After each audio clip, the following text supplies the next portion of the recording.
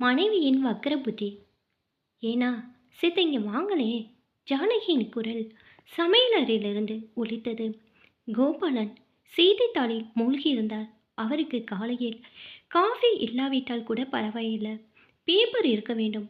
அதை பக்கம் பக்கமாக அலசி எடுத்து விடுவார். அதில் செய்தி இருக்கிறதோ இல்லையோ, ஒரு வரி விடாமல் படித்துவிட வேண்டும்.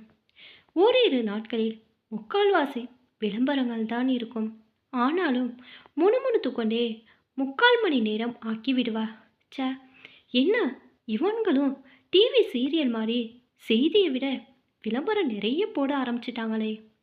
உங்களை தான் நான் ஒருத்தி இங்கே கரடி மாதிரி கத்திக்கிட்டு இருக்கிறேனே, உங்கள் காதில் விழலையா? கோபாலன் அந்த கரடியை நிமிர்ந்து பார்த்தார்.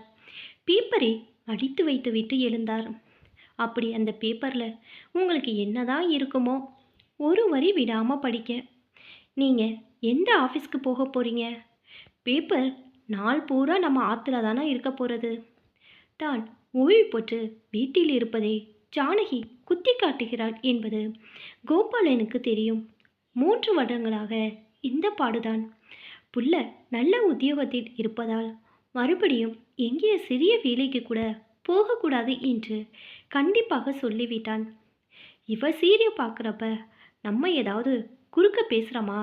இவ எப்போ வராளோ அப்போ தானே சாப்பாடு.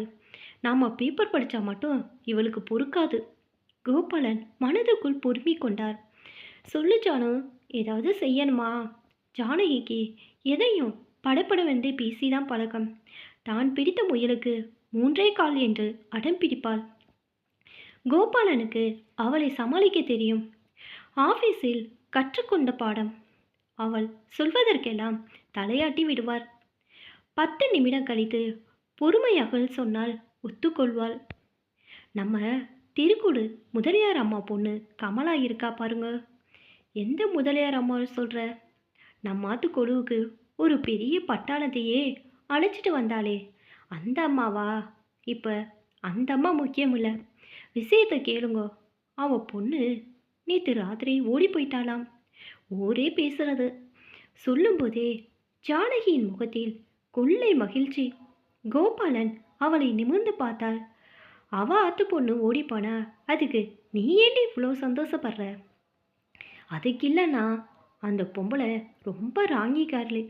ஊர்லேயே அவ பொண்ணை போல அழகி யாருமே இல்லைன்னு எல்லார்கிட்டையும் ஜம்ப பேசிகிட்டு இருப்பா. சாமியே பார்த்து அவ கர்வத்தை அடக்கிட்டார் பாருங்க. கோபாலனுக்கு ஒரு நிமிஷம் என்ன சொல்வதென்றே தெரியவில்லை. ஏன் ஜானுவுக்கு இந்த கெட்ட புத்தி? ஜானு, யாரையும் அப்படி சொல்லாத. அவ மனசு எவ்வளோ பாடுபடும் யோசிச்சு பாரு. நீங்கள் சும்மா இருங்க. அந்த பொண்ணு ஒரு மாதிரி ரோட்டில் போகிற வர எல்லாம் ஜன்னலில் உட்காந்துட்டு பார்த்துட்டு இருப்பா. நம்ம பையன் ஆஃபீஸ் போகிறப்ப எல்லாம் அந்த பொண்ணு வாசல்லே வந்து நிற்பா. இதுக்காகவே அவள் ஓடி போனது எனக்கு சந்தோஷமாக இருக்குது. ஜானகிக்கு இருப்பே கொள்ளவில்லை. யாரிடமாவது இந்த விஷயத்தில் சொல்லியே ஆக வேண்டுமே. யார்கிட்ட சொல்கிறது? அவள் முகத்தில் ஒரு பிரகாசம். சித்த, ஆற்ற பார்த்துக்கோங்க. நான் பக்கத்தில் மைத்ரி ஆற்றுக்கு போயிட்டு வந்துடுறேன். கேஸ்காரன் வந்தால் அந்த டீப்பாய் மேலே பைசா வச்சுருக்கேன்.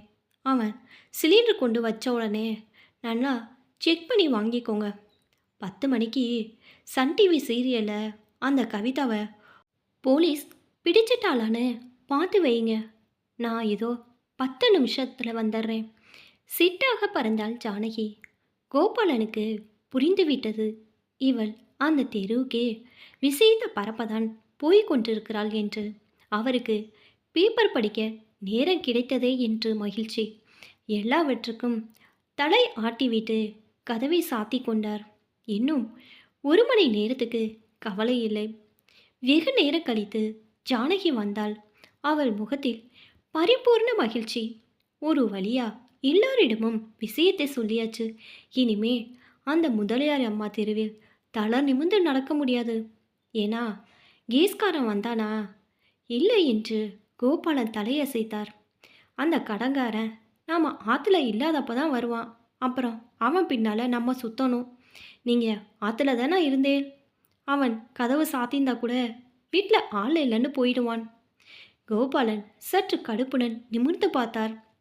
சரி, தியாகு ஃபோன் பண்ணினானா? ஏண்டி, அவன் நாளைக்கு காத்தால தானே வரப்போறானே, அவன்கிட்டயே சொன்னாதான் எனக்கு நிம்மதியாக இருக்கும். ச்சே, என்ன வக்கிர புத்தி இவளுக்கு. கோபாலன் பெருமூச்சு விட்டார். ஒரு வழியாக அன்று பொழுது ஓடியது. ஜானகிக்கு இரவு முழுதும் சரியாக தூக்கமே வரவில்லை. எப்பொழுது பொழுது விடியும் என்று காத்திருந்தாள். விடிகாலை பால்காரன் குரல் கேட்டு ஜானகி விழித்து கொண்டாள். ஏப்பா இவ்வளோ லேட்டு? தினமும் வர்ற நேரத்தில் தானமா வந்திருக்கேன். நீங்கள் நேரத்தை பார்க்கலைனா நானா பொறுப்பு? சரி சரி, காலங்காத்தாலே வம்பு வளர்க்காத. எக்ஸ்ட்ரா பாக்கெட் இருக்கா? நீ நேத்தே சொல்லியிருக்கணும். இப்போ நான் எங்கே போகிறது? சொல்லிக்கொண்டே பக்கத்து வீட்டுக்கு போய்விட்டான். பால் பாக்கெட்டை எடுத்துக்கொண்டு சமையலறைக்கு போனவள் பாக்கெட்டை கத்தரிக்க போகும்போது காலிங் பெல் அடித்தது. ஜானகி முகமெல்லாம் மலர வாசலுக்கு ஓடினாள். கோபாலனும் எழுந்து கொண்டார். ஜானகி கதவை திறந்தாள். ஏன்னா, இங்க வந்து பாருங்களே! கத்திக்கொண்டே கீழே மயங்க சாய்ந்து விட்டாள் ஜானகி. கோபாலன் வெளியே ஓடி வந்தார். அங்கே வாசலில் அவர் மகன் தியாகமும் அந்த முதலியார் பெண்ணும் மாலையும் கழுத்துமாக நின்று கொண்டிருந்தனர்.